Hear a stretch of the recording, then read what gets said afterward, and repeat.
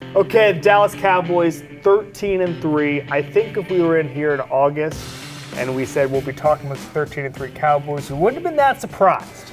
Tony Romo was healthy back then. Oh yeah, Romo, big season. But if you found out that Tony Romo was basically out for the first 10 weeks of the season, that Ezekiel Elliott and Dak Prescott would have to carry the offense, we would have been stunned. But right now, these guys are awesome. And everyone's bought in and everyone is drinking the Kool-Aid. Best win of the season, obviously, probably the best game of the season was that Steelers game, 35-30 win. That was a fun one. Worst loss, the Giants 10-7 loss, which I still think people in Dallas are trying to get their heads around. And it slightly worries them how almost inexplicable that whole game was. And I think it's something to keep an eye on. Team MVP Zeke Elliott. You could make a case for Dak Prescott, but or you can make a case for the offensive line. I think that Zeke Elliott, without his contributions, without his dominance, this would be a very different season. We're going streaky! Yeah! Beautiful. Okay, Robert Mays, hit me. I mean, this is an offense that can beat you in every single way. They're the best offensive line in the league. They have a running game that's utterly dominant. Des Bryant is just there, which again, the fact that that's where we are with this offense, it's all you need to know. Dak Prescott's been really good in situations where he needs to make a pass on third down, convert, move the chains. He's been really good for, by any standard, but as a rookie especially, it's unbelievable. Dez is just kind of another guy in that offense. They got Witten in there too, just a reliable future Hall of Fame type of guy to make catches in the flats. Again, it's just hard to beat them for 60 minutes. I think the turning point for me when I really bought into this Dallas team was the Baltimore game.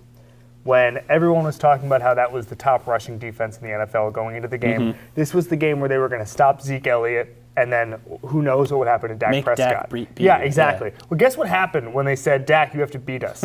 Dak beat the crap out of them. I think he threw for 300 yards in that game.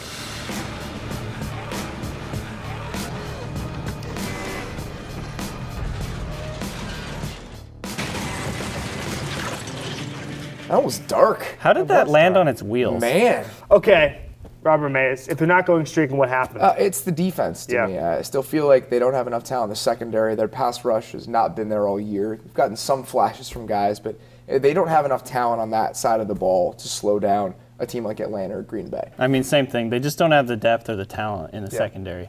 And they don't have enough guys, and their guys aren't good enough, is what Danny's saying. So, other than that, though. Yeah, everything's fine. I mean, but if you're facing a team with several good receivers and a good quarterback, it's going to be trouble. And, I mean, you have to maximize. If you're playing the Cowboys, you have to maximize every one of your possessions. But there are teams in the playoffs that can do that. The Falcons are one of the most efficient offense we've seen in years.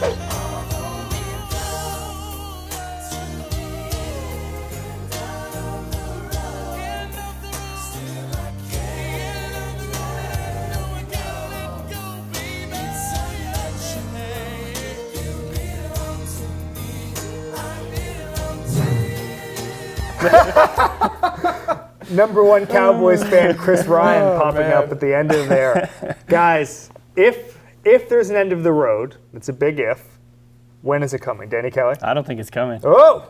I think they're winning it all this year. I mean, they've been the best team kind of from start to finish, especially in the NFC. You could make the argument in the whole NFL. Just dominant offense. They just don't have very many holes on that side of the ball, and that offense is so good it hasn't mattered that their defense doesn't have a lot of talent. I said the Falcons were going to the Super Bowl, and that's what I'll say again. I think that NFC Championship game would be an absolute blast, and I feel like Atlanta has enough to beat them, but again, if the Cowboys went to or won the Super Bowl, I don't think anybody would be shocked. For me, again, I picked the Giants at the beginning of this discussion. Again, this is the same way when the Giants play the Falcons. If the Giants play the Cowboys, it's going to be a complete toss-up, but I just feel like they have the horses.